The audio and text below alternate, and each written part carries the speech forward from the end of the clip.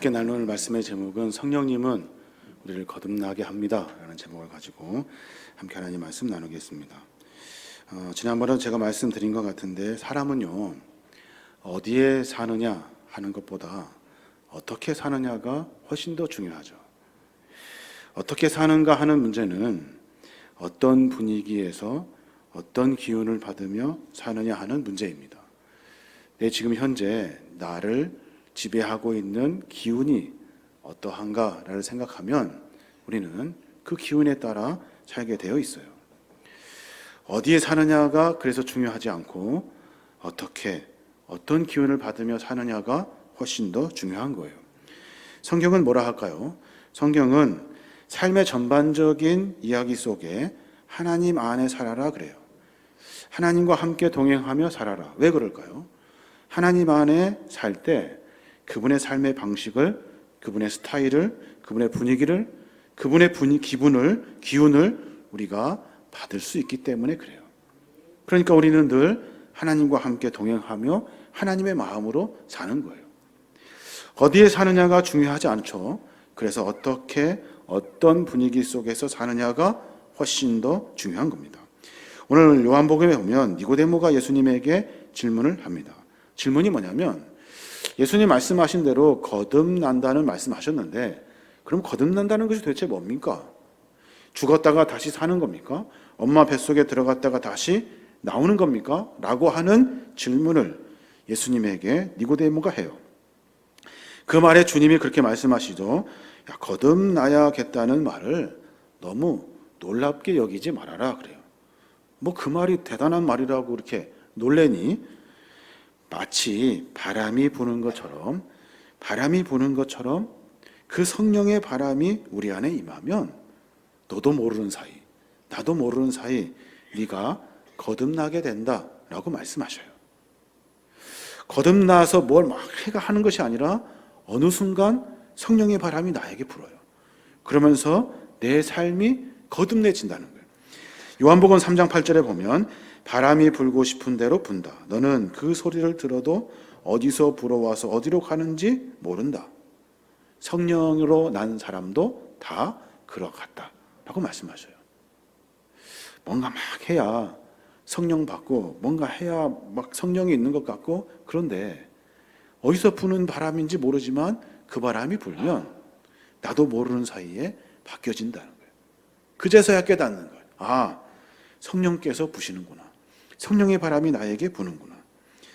사랑하는 여러분, 여러분은 어떤 바람이 여러분의 인생에 불고 있습니까? 어떤 분위기가 여러분을 지배하고 있습니까? 나를 거듭나게 하는 바람이 불고 있습니까? 아니면 거듭나야 할 바람이 불고 있습니까? 여러분 가만히 생각해 볼 필요가 있습니다. 눈에는 보이지 않고 붙잡을 수 없지만 우리는 무언가의 기운과 바람에 따라 살아가는 존재라는 것이 분명합니다. 주님은 아무 소리 없이 어디서 부는지 모르는 성령의 바람을 타고 우리에게 말씀하셔요.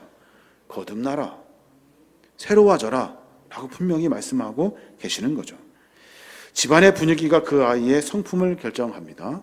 우리에게 어떤 바람이 부느냐에 따라 우리의 삶의 방향과 질이 결정돼요. 그래서 어떻게 사는지가 중요하죠. 늘 그것을 고민하며 삶을 삽니다.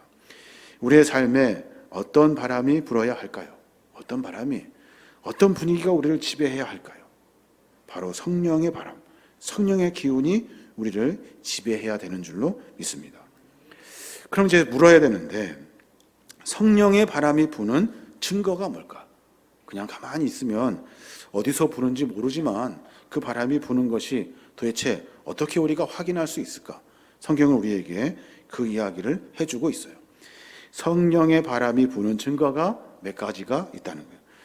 하나는 사도행전 2장 1절에 있는 말씀인데 보면은 오순절 날에 이미 이후에 그들이 다 같이 한 곳에 모였더니 호련히 하늘로부터 급하고 강한 바람 같은 소리가 있어 그들이 앉은 온 집안에 가득하며 그래요.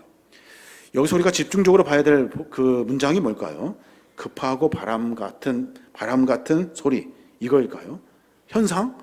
바람 같은 소리? 급하게 임하는 성령? 그것이 아니에요. 여기 본문에서 가장 중요한 것은 뭐냐면 무언가가 그 온 집안을 가득 채웠다는 거예요. 바람이 붑니다. 급하게, 그것도 강하게. 이게 중요한 것이 아니에요. 무언가가 그 온 집안을 가득 채웠다는 거예요. 그래서 성령의 바람이 방안을 가득 차니까 그들에게 일어나는 현상이 있어요. 변화가 일어나더라는 거예요. 뭔가 달라지더라는 거예요. 사도행전 2장 3절에 보면 마치 불의 혀처럼 갈라진 것들이 그들에게 보여 각 사람이 하나씩 임하여 있더니 그들이 다 성령의 충만함을 받고 성령이 말하게 하심을 따라 다른 언어들로 말하기 시작하니라 그래요. 잘 아시는 것처럼 성령이 그 집안 가운데 가득 채워지니까 각 사람들이 말하는 것이 달라지더라는 거예요. 뭔 말을 하냐면 다른 나라의 언어들을 하라는 거예요. 다른 나라의 언어로 말하기 시작했다는 거예요. 도대체 어떤 나라의 말로 말했을까요? 어떤 나라의 언어로 구상했을까요? 우리는 그 나라의 언어를 어떻게 하면 따라할 수 있을까요? 우리는 늘 그렇게 생각했다고요. 근데 여러분 생각해 보십시오. 어떤 나라의 언어로 말하는 것이 중요한 것이 아니에요. 어떤 나라의 말로 무엇을 말하는가가 중요해요. 그러니까 성령이 온 방안 가득히 채워졌는데 그랬더니 그들이 달라지더라는 거예요. 뭐가 달라졌냐면 말이 달라졌다는 거예요. 누구는 뭐 영어하고 누구는 일본어 이게 아니라 그들이 각자 다른 말로 하는데 그 말이 같다는 거예요. 같은 말을 서로 하고 있다는 거예요. 무슨 말을 하냐면 11절에 그 답이 나왔는데 그레데인과 아라비아인들이라 우리가 다 우리의 각 언어로 하나님의 큰 일을 말함을 듣는 도다라고 말해요.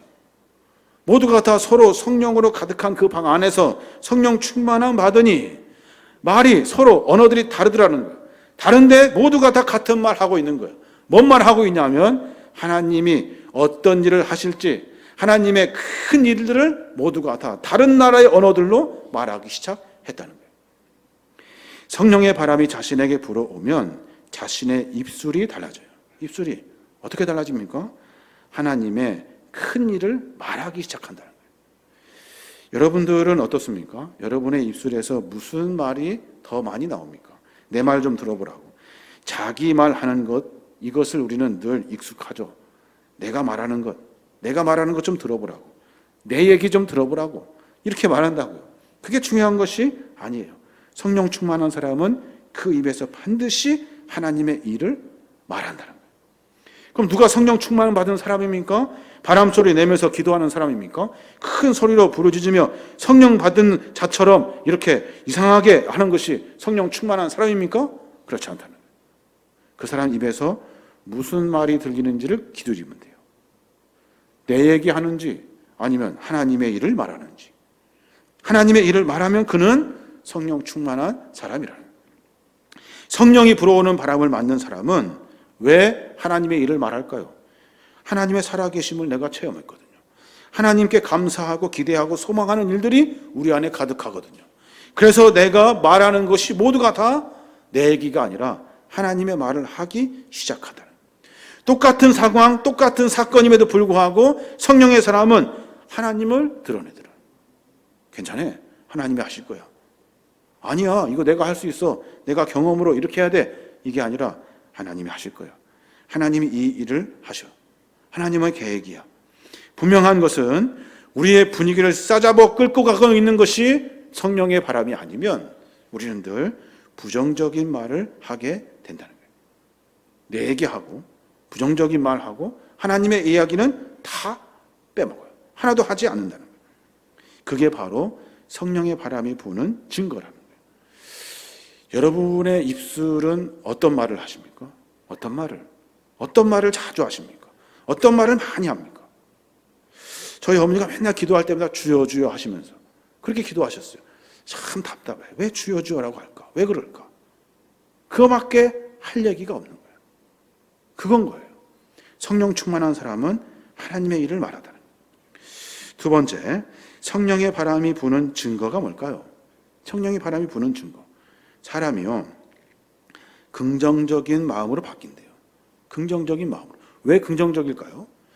왜 긍정적일까요? 그건 내가 하는 일이 아니거든요. 내 방법과 내 계획으로 하는 것이 아니에요. 하나님이 하실 것을 기대하기 때문에 긍정적일 수밖에 없는 거예요. 민수기 13장에 보면 긍정의 바람과 불평과 원망의 바람이 막 충돌하죠. 잘 아시는 것처럼 약속의 땅 문 앞에 놓고 이스라엘 백성들을 향해서 너희들 가서 보고 와. 하나님이 그러셨어요. 하나님이 보내셔서 12명이 가나안 땅을 정탐합니다. 보고 한다는 말이 그래요. 누구는 부정적으로 말해요. 근데 누구는 굉장히 가능성이 있다는 거죠. 가는 곳마다 들여다보니까 거대한 장수가 있어요. 거인들의 족속인 것 같아요. 더 자세히 들여다보니까 힘센 놈들밖에 없어요. 더 가만히 들여다보니까 절대로 우리가 이길 수 없을 것 같아요. 그래서 더 세밀하게 봤더니 꼭 우리가 메뚜기 같고 벌레 같다는 거예요. 그런데 부정적인 10명 말고 2명은 아니더라고요. 가보니까 거대한 장수가 아니라 하나님이 계시더라고요. 가서 보니까 족속들이 모두가 다 힘이 센 줄 알았더니 하나님이 가장 힘이 세더라고요. 가서 보니까 모든 것이 좋고 행복하고 가장 풍요롭다는 거예요. 그것을 하나님이 우리에게 주시려고 우리를 보내어 주셨다는 거예요. 눈으로 보이는 것이 다른 것이 아니라 눈으로 보이는 것이 하나님이 보이더라는 거예요. 안타깝지만 이스라엘 백성들은 부정적인 악평의 바람에 그 진역을 가득가득 채운 그 기운이 그들을 다 넘어뜨리고 맙니다. 당연하죠. 10명이나 이야기하는데 12명 중에 10명이 그쪽 얘기하면 그게 합리적인 거잖아요. 얼마나 더 또렷할 수 있겠습니까? 객관적일 수 있겠습니까? 명확한 얘기예요. 답이 나온 거야. 그런데 그들은 그렇지 않아요. 2명은 그 안에서 하나님을 봐요. 그 진영이 어떻게 됐을까요? 10명 쫓아갑니다. 그래서 그 분영이 난리 났어요. 민수기 14장 1절부터 보면 온 회중이 소리 높여 부르짖으며 백성이 밤새도록 통곡하였더라. 이스라엘 자손이 다 모세와 아론을 원망하며 온 회중이 그들에게 이르되 우리가 애굽 땅에서 죽었거나 이 광야에서 죽었으면 좋았을 것을 가서 보고 오니까 난리 났다는 거죠. 하나님은 보이지 않고 죽을 것 같은 마음이 그들 안에 들어온 거예요. 그래서 적들이 와가지고 자기의 옷을 찢는 것이 아니라 자기가 스스로 자기 옷을 찢어요. 적들이 와서 우리를 괴롭혀 우는 것이 아니라 자기가 스스로 눈물을 흘리며 울어요. 뭘 보고 있는 거야 도대체? 하나님이 지금까지 인도해 주셨음에도 불구하고 그들은 다른 것들을 봐요. 긍정적으로 하나님이 일하실 것을 생각하지 못해요. 그래서 여전히 그들은 가나안 땅에 들어가지 못하고 뺑뺑뺑 또다시 발길을 돌게 되는 거예요. 사랑하는 여러분, 여러분의 삶에 부정적인 불평의 말들이 생기기 시작하면 어떻게 되는 줄 아십니까? 그러면 우리의 삶 속에서 질서를 먼저 무너뜨려요. 질서를 무너뜨려요. 지금 이스라엘 백성들에게 부정적인 기운이 들어오니 그들이 보는 것이 그런 거니 그러니까 필요 없다는 거예요. 하나님도 필요 없어. 지금까지 그들을 끌고 왔는데도 불구하고 하나님 필요 없다는 거예요. 하나님 갈아치워버려. 그리고 애굽에 있었던 그 이방신을 섬기는 것이 훨씬 낫겠다. 거기에서 먹는 것이 훨씬 맛있겠다 하면서 질서를 다 무너뜨려요. 그 땅, 그 백성이 어떤 백성인데 그 질서를 다 무너뜨려요. 그리고 하나님의 앞제비 모세와 아론을 잡아다가 죽이자. 그리고 갈아엎어버리자. 새로운 땅을 만들어내자. 성령의 바람이 불지 못하여서 우리가 긍정적으로 하나님의 역사와 일을 바라보지 못하면 우리 안에 그런 일들이 일어나게 되는 거예요. 성령의 바람이 불면 우리의 마음과 우리가 시선과 우리의 생각이 긍정적인 마음으로 바뀌게 되는 거예요. 왜요? 하나님이 하셨고 하나님이 하실 거니까. 여러분에게 이성 앞에 세운 부정의 바람이 아니라 우리의 이성보다 믿음을, 우리의 이익보다 신앙을 앞세워 살아가야 하는 거예요. 우리가 보는 것은 하나님을 봐야 하는 거예요. 그래야 우리 마음에 긍정의 바람이 불어요. 어려운 교회나 선교의 소식을 듣게 됩니다. 선교제의 소식을 듣게 되는데 남을 돕는 일은 너무나도 갑작스러운 일들이 참 많죠. 무슨 예산도 계획도 여유도 없어요. 너무나 갑작스러워요. 어느 교회를 도울 일이 있어가지고 제가 어떻게 도울 수 있을까 생각하며 계산기를 막 두드렸어요. 어떻게 교회를 도울 것이 좋을까? 다른 교회는 어떻게 돕지? 다른 때는 이런 데 어떻게 하지? 무엇이 좋을까? 막 계산기를 두드렸어요. 그러면 서로 이렇게 이야기를 나누는데 어떤 장로님이 그런 말씀하셔요. 뭐 그런 걸 다 계산하십니까? 그 일을 알게 하신 하나님의 마음을 우리가 알고 공감했으니 목사님이 시작합시다 그러셔요. 일은 그렇게 하면 안 되잖아요. 계획성 있게 치밀하게 해야 돼요. 그런데 그 일을 알게 하신 하나님의 마음을 우리가 알고 모두가 공감했으니 시작합시다 그래요. 왜요? 그 일을 우리가 하는 것이 아니라는 거예요. 그 일은 하나님이 하신다는 거예요. 제가 그 말씀 듣고 내가 하는 일이 뭔가 잘못되어 가고 있구나. 그 일을 알게 하신 하나님의 마음, 그게 중요하지 다른 것이 중요하지 않다는 거예요. 성령의 바람이 불어온 사람들은 하나님의 마음을 봅니다. 성령의 바람을 보는 사람들은 하나님의 마음이 어떠실지를 고민해요. 하나님이 우리에게 무엇을 원하실까? 하나님의 마음이 어디에 있을까? 왜 하나님은 우리에게 그 일을 알게 하시고 그 마음을 품게 하실까? 더 이상 우리가 고민할 것이 뭐냐는 거예요. 그래서 우리가 어려운 교회를 돕고 선교의 사역을 감당하려고 몸부림치는 거예요. 뭐가 있어서 하는 것이 아니죠. 오늘 우리의 삶에 바라봐야 될 것은 이성과 객관적인 사실을 앞세운 부정적인 것들이 아니라 우리를 통해 일하시고자 하시는 하나님의 마음이에요. 그것을 분별할 수 있으면 그러면 그 일은 하나님이 하셔요. 그래서 우리 안에는 부정이 있을 수가 없어요. 긍정만이 우리 안에 있게 되는 거예요. 그러니까 정신 똑바로 차리고 뭘 봐야 돼요? 열심히 계산하는 것이 아니에요. 하나님의 마음을 깨닫는 긍정의 바람이 우리에게 불어야 돼요. 성령께서 우리의 마음 가운데 찾아와 주셔서 우리 마음이 다른 것이 아니라 하나님의 마음을 바라볼 수 있도록 해야 하는 거예요. 그게 바로 성령 충만한 증거라는 거예요.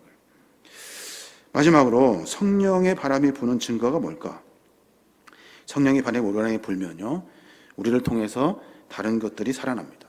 다른 모든 이들이 살아나요. 구약 성경에 보면 전에도 한 말씀 드린 것 같은데 바람에 대해서 아주 적나라하게 표현을 하죠. 두 개의 대조적인 바람, 하나는 동풍이고 하나는 남풍이에요. 동풍은 항상 죽이고 깨뜨리고 멸망하는 진노의 바람으로 설명해요. 근데 동풍은 그래서 매번 그렇게 바짝바짝 말라가요. 동풍이 불면 지금으로 말하면 이라크 쿠웨이트의 사막과 같은 그런 바람이에요. 매우 건조하고 매우 뜨겁고. 남풍은 어떻습니까? 남풍은 서해 지중해의 바람을 타고 훈훈하고 따뜻한 바람이에요. 습기를 머금고 있어요. 그 바람이 불면 모두가 다 행복해요. 평안해요. 숨쉴만 해요. 덥고 건조한 동풍이 막 불어옵니다. 창세기 4장 6절부터 보면 그 후에 또 가늘고 동풍에 마른 7 이삭이 나오더니 그 가는 7 이삭이 무성하고 충신한 7 이삭을 삼킨지라. 동풍이 부니까 어떻게 되냐면 이삭들이 바짝바짝 말라가더라는 거예요. 바로가 꿈꾼 거거든요. 7년 큰 풍년 뒤 7년 큰 흉년이 있는데 동풍이 막 불어요. 그랬더니 7년 동안 잘 익은 이삭들이 바짝바짝 말라가지고 그 잘 익은 이삭들을 다 잡아먹더라. 동풍의 그런 역할을 하는 거예요. 출애굽기 10장 13절에 보면 모세가 애굽 땅 위에 그 지팡이를 틈에 여호와께서 동풍을 일으켜 온 낮과 온 밤에 불게 하시니 아침이 되매 동풍이 메뚜기를 불러들인지라. 동풍은 메뚜기를 불러들여요. 메뚜기 들여서 어떻게 됐어요? 잘 익은 곡식 메뚜기가 싹 다 집어먹어요. 싹 다 모든 것을 다 끌고 가요. 동풍을 타고 온 나라를 전부 다 메뚜기가 집어삼켜버려요. 동풍은 어떤 사람의 인생을 파괴하고 완전히 박살내는 바람으로 성경은 기록합니다. 남풍은 어때요? 남풍은 좋은 바람이래요. 따뜻한 바람. 욥기 37장 17절에 보면 땅이 고요할 때 남풍으로 말미암아 그의 의복이 따뜻한 까닭을 그대는 아는가 그래요. 남풍이 불어서 옷이 따뜻해졌대요. 몸이 따뜻해졌대요. 바울이 로마로 갈 때 배가 풍랑을 만나죠. 막 며칠간 고생을 합니다. 그러다가 그들이 이제 깨달아요. 아, 이제 살았구나. 그때 그들이 어떻게 깨닫냐면 사도행전 27장 13절에 보면 남풍이 순하게 불매 그들이 뜻을 이룬 줄 알고 남풍의 바람이 부는 것을 보고 알았다는 거예요. 아, 이제 우리 살았구나. 동풍은 거칠고 박살내고 충돌하고 깨트리는 바람이라면 남풍은 사람을 따뜻하게 하고 배를 순항하게 하는 바람이라는 거예요. 우리 어떤 바람을 맞으며 살아야 할까요? 남풍의 바람을 부르며 살아야 돼요. 남풍의 바람을. 어느 교회에서 도움의 손길을 보내면 우리가 그들의 남풍이 되어 주어야 하는 거예요.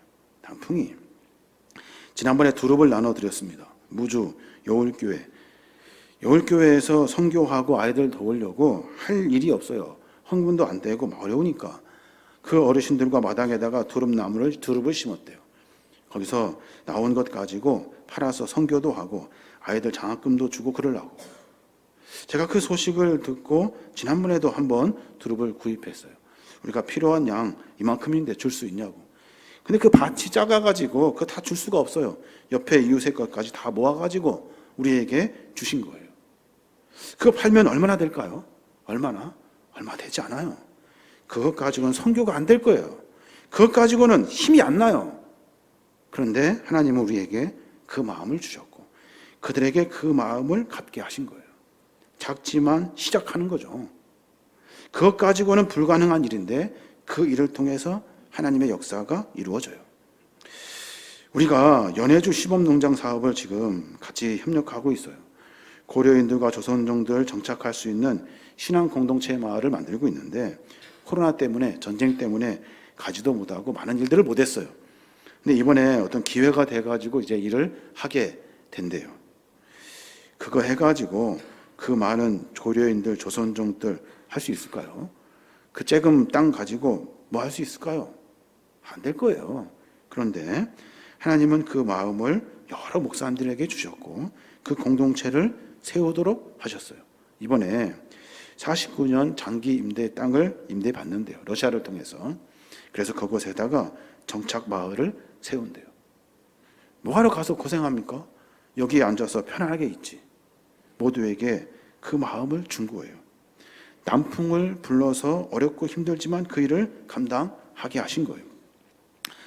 여러 일들이 있습니다. 지난번에도 저희가 광산 그쪽에 있는 교회가 불이 났어요.